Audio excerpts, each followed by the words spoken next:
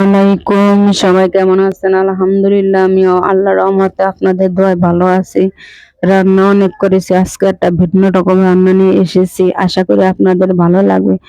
যদি ভালো লাগে অবশ্যই লাইক, শেয়ার, কমেন্ট করবেন, ফলো দিয়ে পাশে থাকবেন। প্রথমে আমি 250 গ্রামের মতন ময়দা নিয়েছি, এটা বলে, আর চিনি দিয়ে দিচ্ছি। এখন দিয়ে দিচ্ছি বেকিং পাউডার, এখন দিয়ে দিচ্ছি ইস্ট। এগুলা ভালোভাবে হাত দিয়ে মাখিয়ে নিয়েছি। এখন দিচ্ছি সয়াবিন তেল আর একটা ডিম আর স্বাদ মতো লবণ, এগুলো ভালোভাবে মাখিয়ে নিয়েছি। আর এই জায়গা গোলাটা তৈরি করবো আমি লিকুইড দুধ দিয়ে। গুড় দিয়ে যে খামিরটা তৈরি করা শেষ, এই খামিরটা আমি রেস্টে রাখাবো 10 মিনিটের জন্য। একটা পলি ব্যাগে রেখে দিচ্ছি এইভাবে মুড়িয়ে। তখন ডোটা একদম নরম এবং সফট থাকে। অনেকক্ষণ পরে ভালোভাবে বানিয়ে নিতে পারবেন। এই যে দেখেন, একবারে সফট। এখন আমি বড় করে লম্বা লেচি করে এখন একটা একটা করে কেটে নিচ্ছি ছুরির সাহায্যে।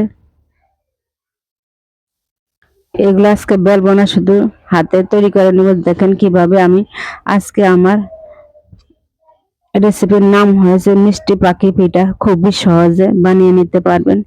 এই যে প্রথমে একটা লেচি তৈরি করে এইভাবে একটা পেস্ট তৈরি করেছি। এই যে পাখির আকৃতিটা শুরু করে দিচ্ছি। এখন লেজটা কেটে দিয়েছি, মুখটা বের করে দিচ্ছি।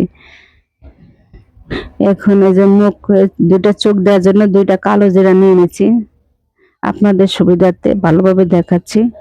এখন পাখির মুখটা কেটে দিচ্ছি ছুরির সাহায্যে। এখন উপরে পাখির সুন্দর দেওয়া বা ভালো দেখার জন্য একটা লাল টিপ করে দিচ্ছি। এইভাবে ছুরির সাহায্যে আমি কেটে নিচ্ছি ডিজাইনটা করে। আপনাদের ইচ্ছা মতো পালক গুলা বের করবেন। এই যে একটা পাখি হয়ে গেছে। আমি আরেকটা পাখি আপনাদেরকে ভালোভাবে দেখাচ্ছি খুবই সহজে। এই যে কিভাবে পেস্টটা তুলতে, এই যে এইভাবে পেস্টটা তুলবেন। এখন একটা কাঁটা চামচের সাহায্যে লেজটা তৈরি করে দিচ্ছি। এই যে মুখটা বের করে দিচ্ছি, দুটা কালো জিরা দিয়ে দিচ্ছি চোখ বের করার জন্য, ঠোঁট কেটে দিচ্ছি, পাখির পালক বের করে দিচ্ছি। খুবই সহজে ঝটপট তৈরি করে নিতে পারেন মিষ্টি পাখি। এই পাখিটা আমি শিরাতে তৈরি করে দেখাবো। আমি আবারও আপনাদের সুবিধার্থে ভালোভাবে খেয়াল রাখেন কিভাবে আমি তৈরি করেছি। এবার আমি ভালোভাবে দেখাচ্ছি খুবই সহজে। এই যে পেস্টটা কিভাবে নিচ্ছি দেখেন।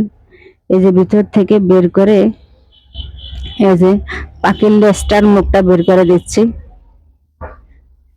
এখন একটা কাঁটা চামচ ফুট দিয়ে লেজটা তৈরি করে দিচ্ছি।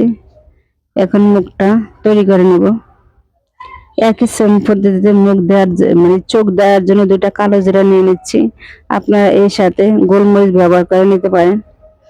আর মাথায় একটু সুন্দর দেওয়ার লাগে টুটি পুটি ব্যবহার করতে পারে। আমার টুটি পুটি নাই, তার জন্য টমেটো দিয়ে একটু সৌন্দর্য দেখার জন্য একটা টিপ করে দিচ্ছি। এই যে এবার টুটি পুটি দিলে বেশি ভালো লাগে।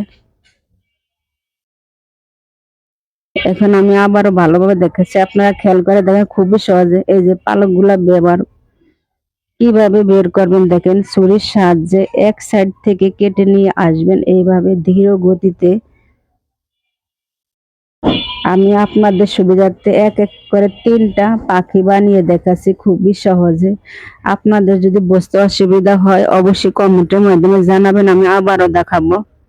এই দেখেন আমার একটা মিষ্টি পাখি হয়ে গেছে। এইভাবে একই পদ্ধতিতে সবগুলা মিষ্টি পাখি বানিয়ে নিয়েছি। দেখেন কত সুন্দর হয়েছে। লেজ, পাখি, কি সুন্দর চুপ করে আছে পাখিগুলা। দেখতে যেমন সুন্দর, খেতে দারুণ, মিষ্টিতে ভিজাবো দিকে, তার জন্য আজকে পাখির নাম দিয়েছি মিষ্টি পাখি। খুবই সহজ এবং দেখতে অনেক সুন্দর, সবাই পছন্দ করে, বাচ্চারা তো আরো বেশি পছন্দ করে। এখন আমি একটা ফ্যান বসে দিয়েছি, সে সাথে তেলে গরম করার জন্য এক এক করে ছেড়ে দিচ্ছি। এই যে দেখেন তেলগুলা দেয়াতে পাখিগুলা দ্বিগুণ বেড়ে যাচ্ছে, মানে ফুলে স্বাস্থ্যবান হয়ে গেছে পাখিগুলা। ময়মটা যদি আপনি এভাবে পলিতে রেস্টে রাখেন তাহলে ফুলে যাবে। এই দেখেন পাখিগুলা, বেশি কড়া করে ভাজতে যাবেন না।